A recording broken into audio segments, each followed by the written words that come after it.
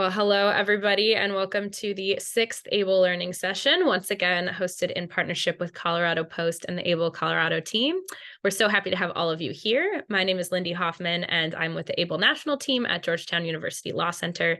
And before we get started, I'd just like to take a moment to introduce our speakers.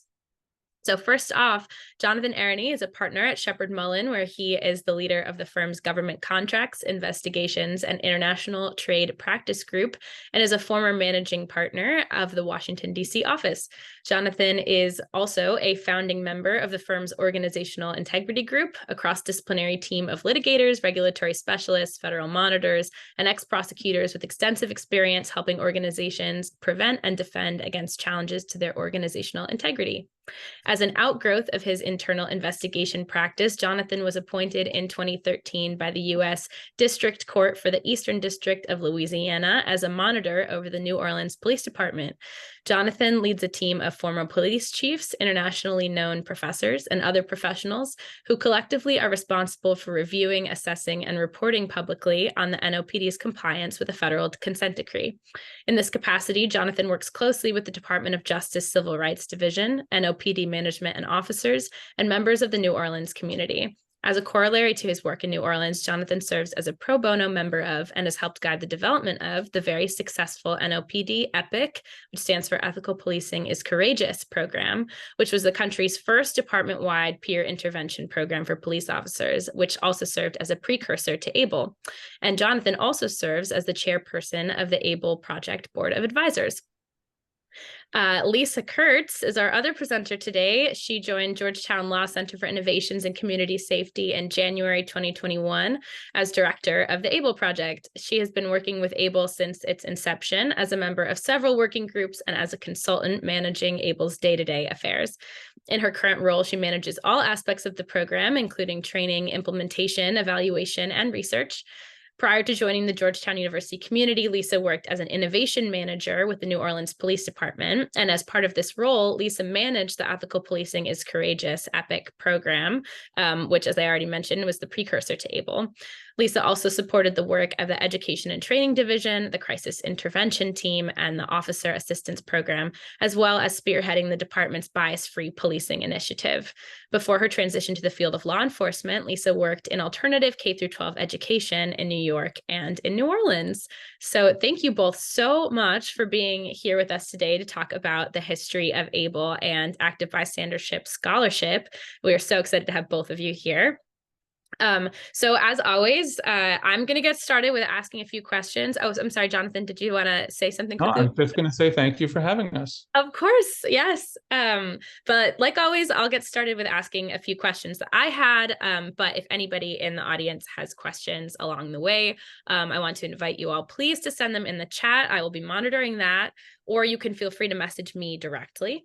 And we will also reserve a few minutes at the end for questions as well. So first, I want to talk about the environment within law enforcement that you found yourself in back in 2016 when everything was really getting started, and even before that as well, when both of you started working on this. What was happening at the time that catalyzed the pursuit of active bystandership training for law enforcement? I can imagine that over time, there have been many attempts to address the same problems that law enforcement is facing today, but this is really the first of its kind of program. So why active bystandership specifically? What makes it a unique solution? You want me to kick it off, Lisa? Sure. It was an interesting time in New Orleans back then. The city's police department had entered into a consent decree with the federal government not long before. My team and I were appointed as monitors in 2013, and the city started to show some good progress in changing the things that needed to be changed. After some progress had been made, I think officers and citizens felt that their voices could be heard. And it was interesting. A group of citizens and a group of officers came to me and asked if I would help them create a peer intervention program. Well, one, I say yes to everything. But two, I said, sure. What does that mean? And they explained to me what it was and the concepts, and they showed me some studies, and they introduced me to Dr. Irvin Staub, which remains a very close friend of mine to this day. And I was taken by the fact that officers and community members were asking for the same thing, right? They both wanted some way to prevent problems before they occurred. What we were seeing back then, and frankly, what we still see, is that, we spent a lot of time dealing with the problems after they happened. And they wanted something to stop it before it happened. We had some incidents in New Orleans where something really terrible happened and officers stood by and watched. They were bystanders, but did not step in to solve it. And that really shook everybody up. And of course, at that time, everyone knew the Rodney King videos, and we all around the country had seen situations where officers stood by and did nothing. So that kind of all coalesced around New Orleans Police Department wanting to do something different, and the citizens wanting something different. And that really, the story is much longer than that, but that really launched the interest in let's use active bystandership training as one vehicle here. And luckily, Dr. Staub, which Lisa, I'm sure we'll talk more about him, but had been studying this for a long time in the police context. He actually tried to introduce this in Los Angeles, but it didn't stick there. So anyway, a lot of stars aligned for us. Yeah, so I came into the department in 2016. There was a serious national conversation going on around improper police actions. There were a lot of high-profile cases that people were discussing, and we don't have the time to go into all of the history of New Orleans, but there were a lot of reasons that the community had lost some trust in the department over the years. And as Jonathan said, a lot of that was to do, of course, partly with, things that had happened that shouldn't have happened, where officers did something that they shouldn't have done. But just as much, if not more of it, was, well, why did these other folks stand by and watch? Or even worse, why did they then help cover it up after the fact? And so we had a lot of conversations about this, and the duty to intervene has been in place in law for a long time. It's been in a lot of departments' policies for a long time, but we hadn't ever trained someone on how to intervene effectively. I think that a lot of times it's something that people just think, well, see something, say something. Okay, it's easy, it's straightforward, everyone knows.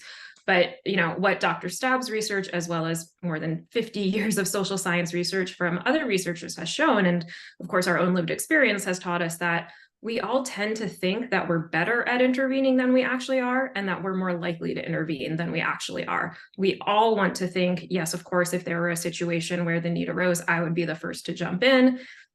Unfortunately, it's just not that straightforward. And there are a lot of really good reasons for that are rooted in human behavior. So they're not specific to policing, but there are also, a lot of things that are in play specifically because of the culture, the hierarchy in policing. The rank structure makes it really difficult sometimes for folks to intervene. And so we had the curriculum that Jonathan mentioned that Dr. Staub had come up with back in the 90s. And so we took that and we really updated it and worked with officers within the department across all ranks and across levels of experience to come up with a training that was based in both the social science, so that theoretical background, but also based in their lived experiences. We wanted this to be, of course, completely applicable to the real world, to the situations that we knew officers would face every day. And so, that's really where we got started with rolling out EPIC throughout the entire department. And then we learned a lot of lessons from there that I'm sure we'll get into as we go on today. I want to piggyback on something Lisa said. It was critical to everyone in that working group that we established something practical. Like we had some guiding principles, and they weren't like written down on a fancy poster, but everyone had these same guiding principles. And one was, it had to be practical. It had to be usable. It couldn't be one of these touchy-feely, do what's morally right, be good kind of things, because although that makes some people feel good, it doesn't actually do anything to change behavior. So practical was one. Two, the program had to be just as good for the police as it was for the community members. And we all know that, sadly, historically, if it's a program the police want, the community don't trust it. And if it's a problem the community wants, the police don't trust it. And we wanted to avoid that by finding something that would appeal to everyone, right? It's win-win for everybody. And I think that's really kind of what empowered this group. I mean, it was a very unlikely group. It was a fascinating group, actually. You had a local civil rights lawyer who sues police departments for a living. You have a local activist who, in his words, "I've never missed a police protest in my life." And then you had police officers, rank and file. You had police union members. You had a deputy chief. You had 2 captains. You had psychologists, academics. You had, federal monitor.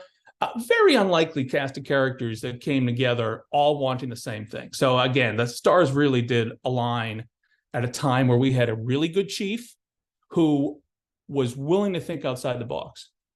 And it was interesting. We constantly heard people say, like, community says this a lot, you shouldn't have to teach this stuff. Well, that doesn't work for me. I'm tired of hearing you shouldn't have to teach it. History shows we do need to teach it. So whether we should have to or not is kind of irrelevant. So we cut through that, and we looked at the facts in front of us, and this wonderful group of people that I just luckily tumbled into did something remarkable. Yeah, absolutely. You're so right. That is such an unlikely cast of characters, but somehow you came out of it creating a really great program, which at the time and actually still is called Ethical Policing is Courageous, or the EPIC program. And so I kind of want to go back in time again, back to where you were at the time when you first started putting together this program, and then you started training people in it. So what was the initial reception to EPIC like? And did you have any fears about kicking off a brand new program? I'm sure you did. Did any of them come to fruition? What surprised you? I just really want to hear all about that initial reception to this program.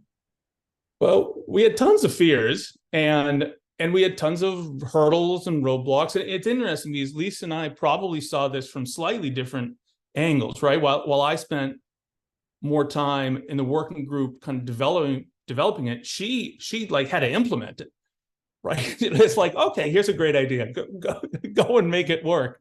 So her job was much harder than mine. From the perspective of the working group, before anything existed, we had some very interesting hurdles. Hurdle number 1 was everybody thinks they're really good at this anyway. Like, you talk to not just police officers, by the way, you talk to lawyers, academics, people. Oh yeah, I intervene regularly. Now we know from the data that they don't, we don't, I don't.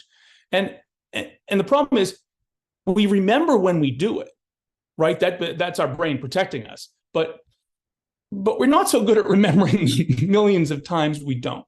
So one of our roadblocks and fears based on reality was that people wouldn't take it seriously because they think they already do it.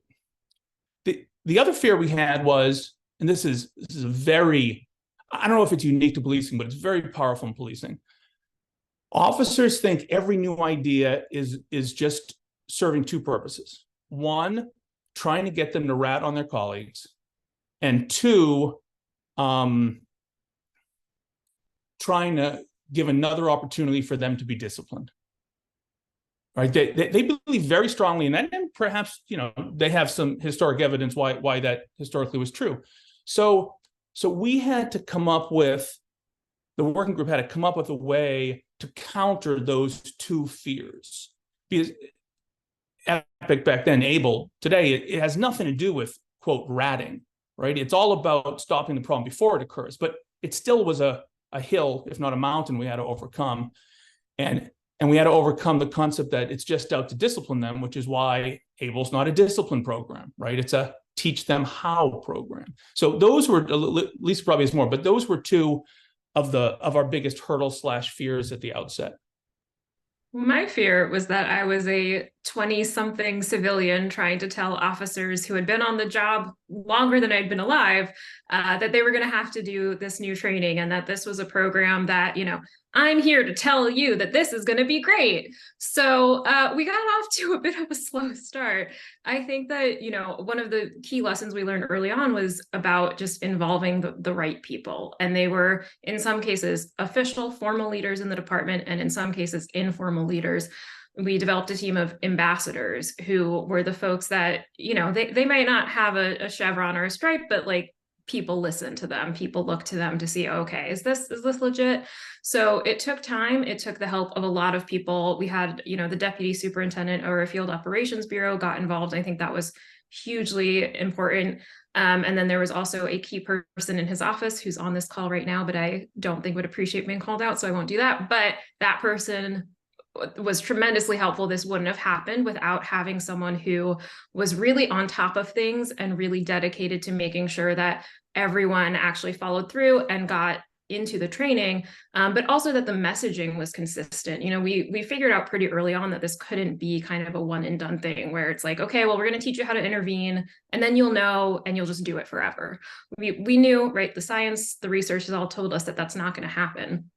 And so we knew that we would have to keep this going, keep the conversation going. And those ambassadors really helped with that. And having the buy-in from leadership really helped with that. And so it took time, but it really took those authentic conversations that officers were having with each other. And I saw this because I went from from hearing people say, the epic lady's coming, she's going to try to get us to snitch on each other, you better watch out,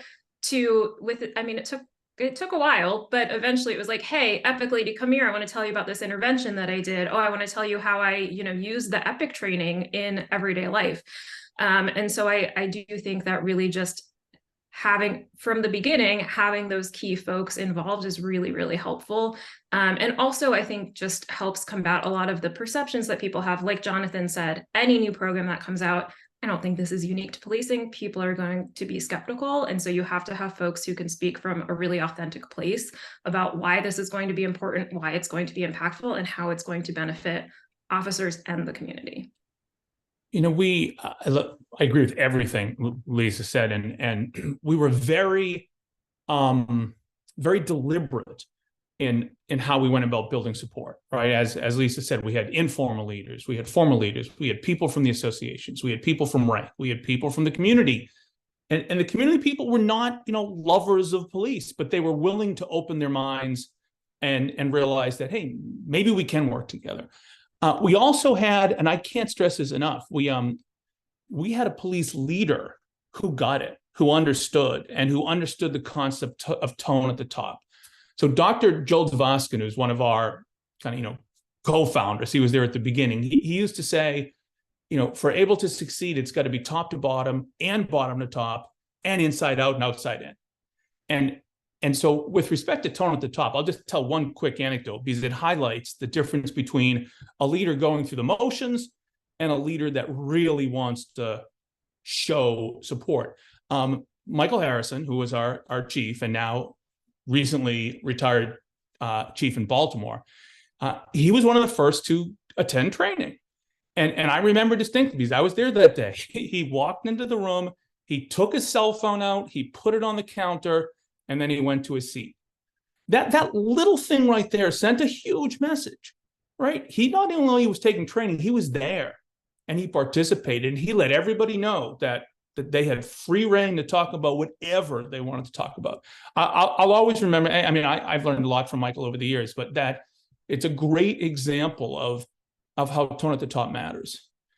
And subsequently with the ABLE training, and Lisa and I both saw this because we're working together at this point, we've had some chiefs take the ABLE train the trainer program, not a ton of them, but enough of them to highlight how impressive that is as a tone at the top, right? I just remember Max, the chief of Rockwall, Texas, right? He was one of our first chiefs to take ABLE. And he never said this, but who in his department can complain about taking an 8-hour course when Max sat through the 20-hour course?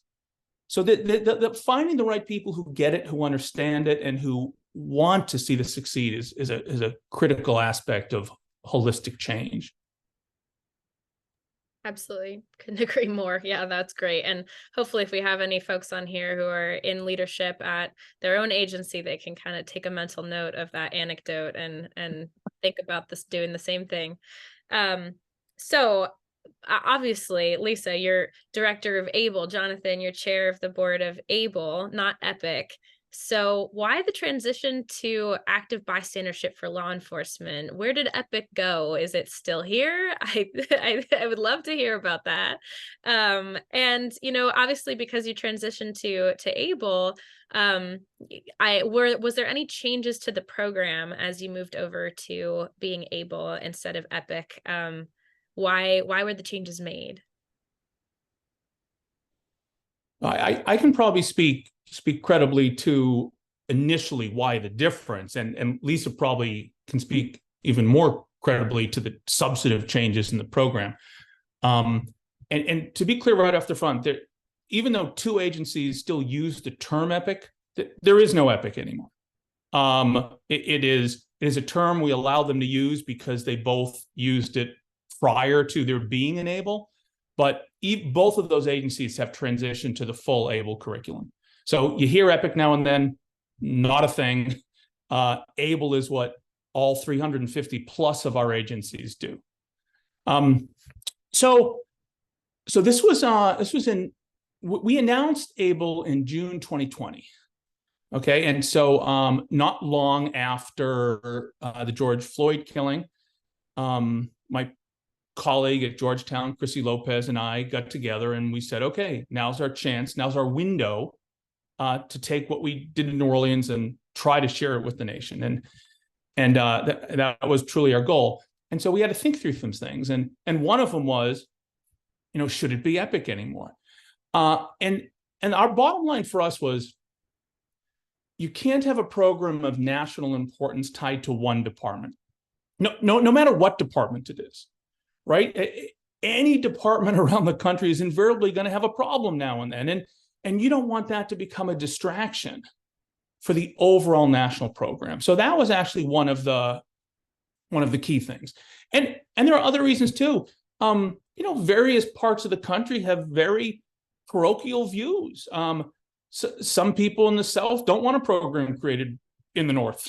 Some people in California don't want a program created on the East. I mean, we didn't want any of that, right? And we didn't want the program aligned with police or activists. We wanted the program as neutral as possible, good for everybody. So hence the name change and putting it at Georgetown University Law Center. Everything we did was designed, and our board is made up of officers and civil rights stakeholders. So everything we did was designed to make ABLE its own thing, even though it was all founded on the great work Lisa and her NOPD colleagues did in New Orleans. Lisa? Yeah, I think I will say another reason, Jonathan, I think I really appreciate the name ABLE is I think it's very clear about specifically what we're focused on, right? This is active bystandership for law enforcement. There's not a question about what we do.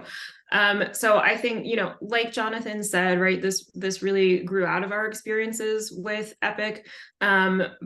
The EPIC curriculum, I think, was great because I think we are great, but it was something that Jonathan and I and some officers over the years had kind of written and revised. And, as we were like, oh, this slide doesn't work so well, let's change it. This slide is working really well, let's do more things like this. So it was kind of a hodgepodge. And so Jonathan, and the working group, we got an actual professional curriculum designer to overhaul the curriculum and really work with a lot of the folks who had been involved with EPIC since the beginning and had seen it grow and had experience, watching it play out in the department. And so we could look at that and say, okay, well, we're going to take all the best parts of EPIC and then it's just going to be like plus, plus, plus. So we had called it, EPIC 2.0. I know, Jonathan, we talk about more like it's EPIC 8 or 9.0. So that's the first thing we did was really make sure that the curriculum was very strong. The other thing that we really wanted to focus on was making sure that departments were sincere in their commitment to active bystandership and in actually making that a part of day-to-day practice in their agencies. The last thing that we wanted was for anyone to use ABLE as window dressing to say to their community, hey, look, we're doing this training. We showed a PowerPoint. We're done. Everything's great. Don't be mad at us. We wanted departments to actually build these cultures so that their officers would intervene and would accept interventions as necessary, to improve the experience for the officers and for the community. And so we had actually been working on a series of standards within NOPD for EPIC for quite some time. And so we had the foundation laid already, and we just took those and made them a little bit more robust. And we implemented those as the ABLE standards that are designed to help agencies really give them a roadmap for creating the kind of culture that we think it's important to see. And Lindy, as you know, right, so this is your work is helping agencies navigate that. I think it's been really helpful in giving them that. I know that there are, of course, most police trainings out there are just, here's a training, great, go do it. We didn't want to be that. We wanted to really have a long-term impact in departments, and we didn't want to just say, okay, here, go do this, and then, you're on your own. We wanted to provide that follow-up support, and the standards are really a way that allow us to do that, of course, with, the help of our fantastic team. Yeah, and speaking about the team, I think it's probably appropriate that we give a couple of shout outs here. And you always have to be careful giving shout outs because you'll invariably forget somebody. But Lisa mentioned the great curriculum designer we brought on. Her name is Karen Collins Rice. And so definitely deserves a shout out. She's still actively involved in ABLE, wonderful curriculum designer. We also, if you don't mind me interrupting very quickly, the last session that we did, the last learning session, number 5 was with Karen.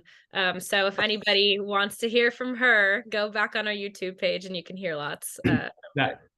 That's wonderful. And then, we were all helped by Dr. Joel Devoskin. I'm sure you've had a session with Joel too. Very well known clinical psychologist who's been studying this in the context of corrections for most of his adult life. He's also a fabulous guitar player, by the way. Dr. Irvin Staub, who we keep mentioning, notwithstanding, and I think he'll forgive me for saying this, he's getting on in years.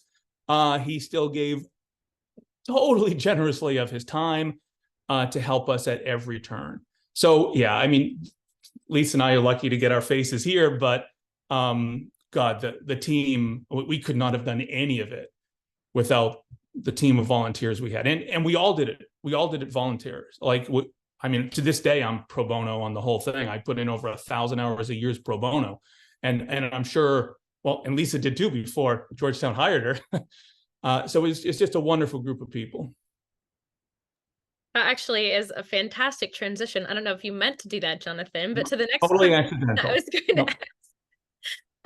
So obviously, like you mentioned, EPIC went from being 2 agencies to now we have 360 and counting every day. We have applications coming multiple a week usually, which is incredible. And so it's grown so much and so quickly. So I would just love to hear both of your perspective as to why you think that is. How did the growth happen? I know we have had many, not only members of the team that help with the development of the program, but we've gained so many key partners along the way. And I just love to hear why you think they really gravitated towards us as a program. I know this is a lot of questions, but this is all kind of on that topic of growth. I just want to know kind of what you're seeing for the future, where you think this is going, and how do you think we're going to manage this, sustainability of this incredibly rapid growth over time? Lisa, do you want to start with the answers to the 28 questions she just asked? I can go back if you. Oh, no, I think the question about growth is an important one, and it's one that we've grappled with since the beginning. I think initially, we had a small group of agencies sign on because they were familiar with EPIC, or they were familiar with someone who worked on it who told them how great it was. And I do think that at the beginning, there were probably some agencies who just signed on because there was a huge national conversation happening and they knew that they wanted to do something, and there wasn't a lot out there. And so ABLE really gave them, the tools to say, okay, well, here's something that we're going to do, something concrete that we're going to do, and it's going to be long-term. It's not going to be, this one-off trying to make people happy and then moving on. I think since then, I would like to hope that a lot of the growth is because agencies have found ABLE to be really helpful. I know police leaders definitely talk to each other, and so I do think there's been quite a bit of word of mouth. Jonathan and I have always talked about, EPIC and ABLE as win-win-win programs. There's no one who's hurt by doing ABLE. It's good for officers, it's good for the community, it's good for the agency as a whole, it's good for the profession of policing if officers are out there looking out for each other and looking out for the community and making sure that they're keeping everyone safe. And so, I think that the national conversation has continued, albeit, in a slightly different way than it was happening in 2020. But I think agencies have continued to gravitate to ABLE as what we like to think of as the gold standard in active bystandership training, because it is the training plus the standards. There is implementation support that we offer to agencies. There's refresher training that we offer. So I hope all of our agencies know, ABLE is here for the long term. We're here to continue providing support. And as we continue to grow, something that we're really thinking about is sustainability. Lindy and I have these conversations with the Georgetown team about how to make sure that we are growing sustainably, that we're not burning out our team, because we know that we need to be here and be fully present to be able to provide the level of care and support to our agencies that we want to be able to provide. So I think, Jonathan and I actually talked a lot in the early years about growing wide versus growing deep and trying to balance both adding agencies and adding statewide and regional initiatives with making sure that we were never losing that quality of service that we were providing to our agencies. So it's definitely something we are always thinking about. I'll throw it to you, Jonathan. Yeah, and indeed, Lisa and I not only, Lisa's being kind, we not only talked about that, we argued about it, we fought about it. We had some different views on growing wide, growing deep, and where the balance is. And I think it's fair to say that we balanced each other out very well, and we managed to grow sensibly. We didn't do what some people pushed us to do, is to just have everyone read a PowerPoint. So I'm proud of where we landed, even though we had some very painful conversations late into the evenings. Further to your point about why people gravitate to this. Lisa did a great job talking about, why the police departments and sheriff's offices seem to gravitate. I want to broaden it a step and talk about some of our other partners. So, for all except the largest agencies, we do this for free, right? Unless you're a huge agency, you can join ABLE and you get your trainers and you do your thing if you commit to the standards for free. And so that requires funding. Now, we were lucky at the outset, and I got to do a shout out here for my law firm. Shepard Mullen donated $100,000 to get this started. And one of our good friends, the American Arbitration Association, donated $100,000. And that's how we started, right? We had $200,000 and a really good idea and a lot of volunteers. But that's not enough to keep it going. So, we spent a lot of time looking around for whether there would be other corporate partners. And frankly, it was really hard to get them because, after George Floyd, no one wanted to touch policing with a 100-foot pole. We'd pitch to a company and they would say, oh, great idea. We totally need this. Oh, I can't do it. I can't be associated with this because law enforcement's in the title. It really went that way, and very hard to find partners. And definitely two companies need a shout out here because I chatted with the folks at MasterCard and the folks at Verizon. And I remember distinctly meeting with the general counsel of MasterCard and telling him about, the hurdle we're having here after kind of giving my standard executive session about what ABLE is and how it works. And his name's Tim. And Tim looked at me and said very clearly, I understand why some people are afraid to be the first. MasterCard wants to be the first. And almost contemporaneously, Verizon said, we want to be the first too. and so Verizon MasterCard proved a point about bystandership, which is amazing, right?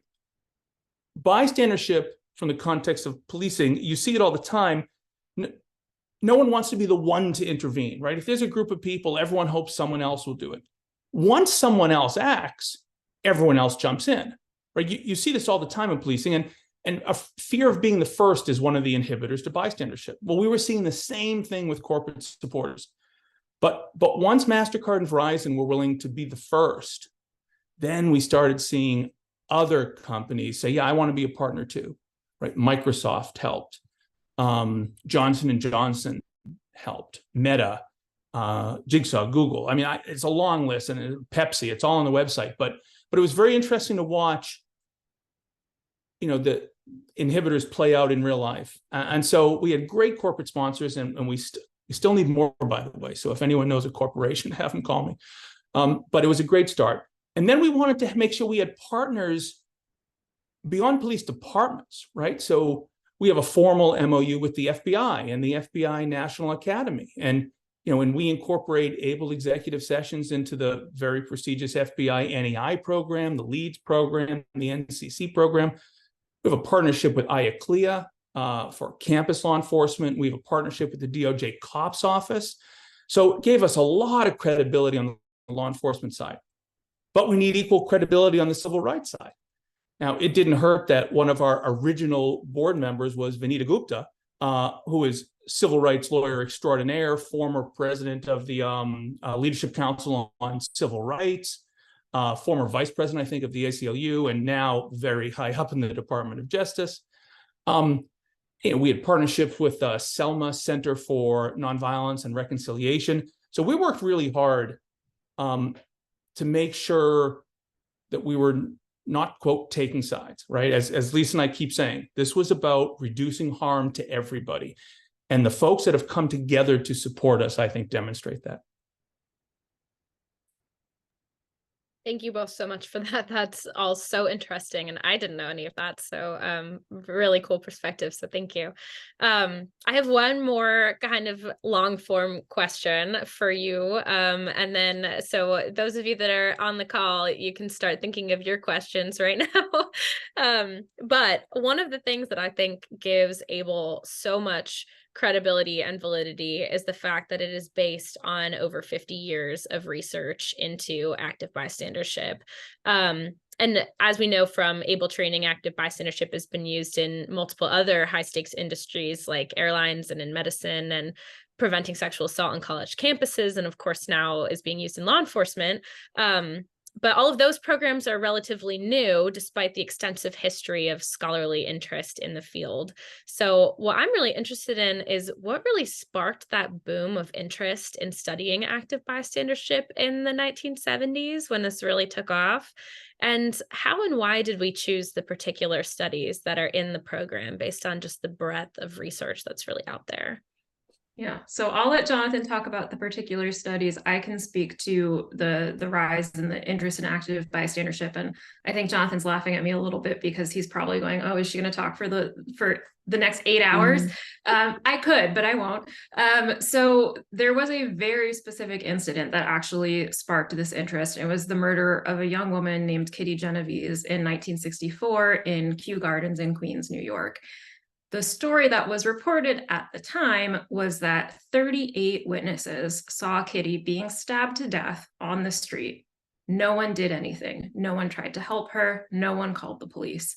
And so there was this very sensational story in the New York Times that talked about urban apathy and how neighbors just don't care for each other anymore. And, people would literally watch you die on the street rather than lift a finger to help you. And so naturally, a ton of researchers wanted to look into this and really study why it was that 38 people watched a woman being murdered and didn't do anything. Now, much later, it came out that this was not true. 38 people did not see Kitty Genovese being murdered. There were maybe a few witnesses. It's a lot more complicated. A few people did call the police. The police were a lot more difficult to call in those days. This actually was one of the things that directly gave rise to the National 911 system. So wait. Are you saying the newspapers got some of the facts wrong? What?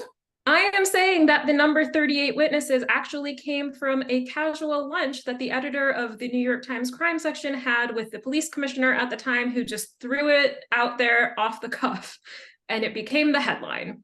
So we learned later that this really wasn't how it went down. But what's fascinating is that then a lot of researchers actually took this up and they said, okay, well, is it true that people are less likely to help in a situation when there are other people standing by? And if it is true, why is it? And so we had all of these really classic studies being done. We teach Darley and Latané the active bystandership study in class. they did Darlene Latané together, did some more. Each of them did different studies with other people. And what we found was that, despite the origin story not really being super accurate, the bystander effect did hold true. And so once the first study started coming out that found that, more and more folks started researching and trying to figure out, okay, well, what are the criteria that make it more or less likely that someone will step in, so that we could start to say, all right, well, how do we overcome the bystander effect? And that's how we got where we are today. So Jonathan, I'll let you talk about the specific 4 cases that we teach in class. Sure. This is ABLE is actually one of the few programs where there's so much social science built into it, and frankly, officers love it. They find it refreshing. They're so used to going to training where they're just told what to do, but they want to know the why. And ABLE not only provides them why, but it puts them in these fun experiments in a sense where they get to really understand the why. And we've actually had officers call us afterward, after the scene of an intervention. And what one I'm thinking of, Lisa and I both know, she called and said, you know what? I wasn't going to intervene until I remembered those darn studies you made me learn. So it is having the impact we want. As to how we pick them, there are a lot of different studies one could use. But what we wanted was kind of the time-honored studies, the ones that have stood the test of time, the ones that over all these years still are replicated in one way or another, and haven't changed as people have changed. So, so we picked 4 that have been, beaten up over the years, but stood up over time. And frankly, we had to pick ones that were not too complicated to teach, right? So some famous ones, and all of you on this call who have taken the course know the 4 studies, but they're memorable. The fact patterns make teaching memorable, right? So we had 4 very fascinating fact patterns, easy to remember, and they all highlight the power of these things we call inhibitors, right? The things that keep us from intervening. You also mentioned in your question, though, it's not just based on the experiments. And I think one of the things that makes ABLE so powerful is, in a lot of training, officers sit down on their seat. Lisa and I have seen this for a long time. Sit down on their seat, and their first thought is, why the heck me? Why do I have to go through this? Why is it always about us? They can't say that about ABLE, because active bystandership has been taught very successfully in a variety of other contexts, right? So ABLE's not new. It's new to policing. So, we're able to show how the medical profession has used active bystandership training to teach and empower nurses to intervene on doctors, or doctors to intervene on surgeons. We've shown how the airline industry and the military have used it to educate and empower airline crews, navigators, weather people, co-pilots, to intervene on the pilot before he or she's about to crash the plane. We've shown the success in the military to help reduce sexual assault, and on college campuses. And we could go on, but all these programs have been studied for years, and the studies are very positive. So you put together the years of scholarship that Lisa talked about from people like not just Irvin Staub, but Catherine Sanderson at Amherst, a whole slew of people that have done great research. And you add to it the lab studies that they've done, where you can actually see how people react. You put together the fact we've seen it successfully in other areas, and now we have countless anecdotes from ABLE agencies. I mean, just recently we got a video sent to us from an agency in Colorado, which is wonderful. It's from a chief who describes his town as a rough and tumble frontier town, and his officers as rough and tumble officers.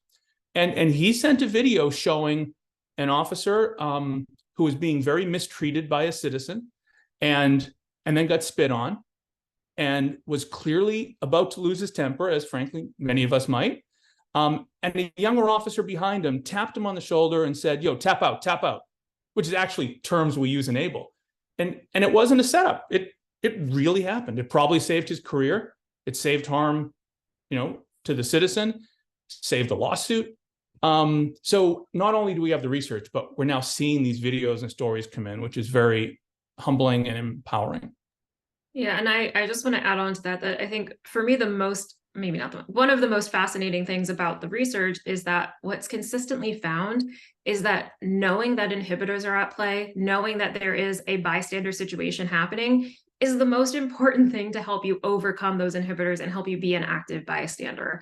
A lot of times when we're in situations, we're not able to think critically. When we're caught up in something, when our emotions are high, we're feeling stressed, it's really hard to kind of take a step back and look at the situation. But by building these mental models and building these frameworks in people's minds, it's a lot easier to then say, oh, shoot, okay, I recognize what's happening here, and that's going to allow me to step in. And so that's where we really take the theory behind active bystandership and translate it into, real world practicalities.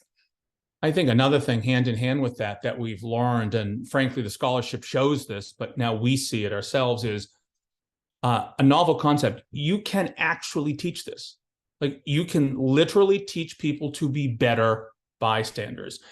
I think there's this myth out there. In fact, I know there is this myth out there. People like to say, oh, you can't teach this. You're either good at this or not. You either have empathy or you don't. You either have the bravery to intervene or you don't. That's wrong. I suppose some people are braver than others and some people are more likely than others, but everyone can get better at it. And when you're more confident doing something, you are more likely to do it, right? And it can be taught.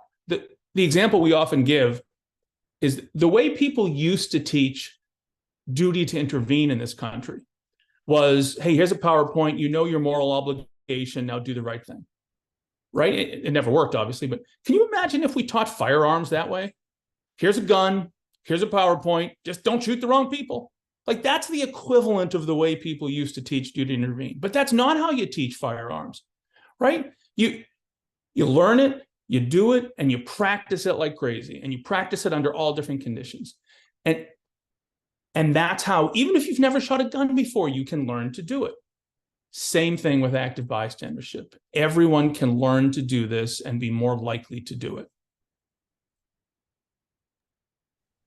Awesome. Thank you both. That's all so interesting. And I'm not seeing any questions in the chat. So me, I have 1,000,001 questions. So I might just ask one more while I have you here, mainly because I was thinking about how most of the people on this call and most of the people that are involved in ABLE or at an ABLE agency are really passionate about the program. They fall in love with it once it's come to their agency, and they're really ready to spread the word to their neighboring agencies and other people that they know. So what I'm wondering, just briefly, is if one or both of you could just give me your elevator pitch for ABLE that maybe somebody can come back to this video and look back at as they're preparing to have a conversation with somebody that's not in the program yet, but they want to bring them in. Jonathan, can I throw you under the bus? Elevator pitch for ABLE? Sure. I've been under the bus many times. I think I would say, ABLE teaches practical strategies and skills to intervene in someone else's behavior before something bad happens, to prevent harm to the person and to you. That's the short elevator pitch. And then I often go on to remind them it's a total win-win, right? There's no new reporting element. There's no new discipline element. There's no new anything bad for anyone. Right? It's learning the skill, just like you learn to breach a door, round a corner, conduct a constitutional search, fire a gun. And importantly, if we're counting likelihood of using a skill, look, I'm obviously in favor of teaching officers how to use a firearm. But if you just want to add up how often you're going to use a certain skill, you're going to use this skill more than almost any other skill you learn. Now, you need everything, right? But no one should downplay how often this skill is going to come into play. Because remember, and you've probably talked about this before, but there are these 3 pillars of ABLE where this skill can really be used, right? You use it to prevent misconduct, you use it to reduce mistakes, and you use it to promote officer health and wellness. And one other thing I'll add, it goes a little bit beyond your question, but I think it's important to point out here. Sometimes we get pushback from people that say, you know what, you're never going to get everyone to do this. And our answer is, yeah, so what? Like, the beauty of ABLE is we don't need everyone to do it. Frankly, if we got half the people to do it, we'd all be better off. If we got a third of the people to do it, heck, if you look at some of the scenarios we've all seen on TV, we just needed one person to do it. And that's the beauty of a program like this. There are always going to be doubters and naysayers, and so be it. But if an agency has enough people that get it, then they're going to be better off. They're going to keep their jobs. They're going to have less harm. The community is not going to be harmed, and the benefits everyone. And I'll throw in a line that I can't remember which one of our instructors came up with. They call ABLE a pension protection program. ABLE it's the goal is really to protect officers' safety, to protect their health, to protect their well-being, to protect their careers and their longevity, and to protect the community's safety and well-being as well, and to either build or repair or sustain that relationship between the community and the law enforcement agencies. And so, we certainly don't want to make it sound like a panacea, like ABLE is going to come in and solve all your problems, but it is really about just protecting officers and protecting communities and giving officers the skills that they need and the culture that's going to support them in using those skills to keep everyone safe. Well, one of our heroes in New Orleans is a gentleman named Ted Quant. Ted is the activist I mentioned who has never missed a police protest in his life. He also was the executive director of the Loyola University New Orleans Kwame Center for Peace and Justice. Thank you, Kwame Center for Peace and Justice. And he was on the original working group in New Orleans. An unlikely person to sit down with police and work out a win-win solution, he would say. But he has a saying. After going through all this and being convinced it works, he would say that ABLE creates stories that are never told because nothing ever happened. And I think that's a wonderful, wonderful way to think about this. Couldn't agree more. And thank you both so much for this. You are obviously two professionals on all of this. And thank you for taking my questions and remembering all of them as I spat them out in rapid succession. So thank you for that. Everybody will hang on for a few minutes after this to take any questions if you have them. But before you go, I'd just like to briefly let you know these learning sessions are happening every month, if you didn't know that already. And the recordings of all the sessions are on our YouTube channel, and they're also linked in the instructor portal. Please look out for a future email with the October learning session. It will be on October 25th. We're covering inhibitors to intervention, and we're lucky to have 2 chiefs of police from 2 ABLE agencies that will be joining us for that conversation. So that should be very interesting. The recording for this, and then obviously the registration link for the next one will be sent around. Yeah, I think that's all my announcements. So thank you all so much for joining us. Thank you, Jonathan, Lisa, again, and we'll stick around. Lindy, when you post this on the website, can you give me hair? I can do some Photoshop if you'd like. A little editing. Maybe a fun hat, Jonathan? A hat.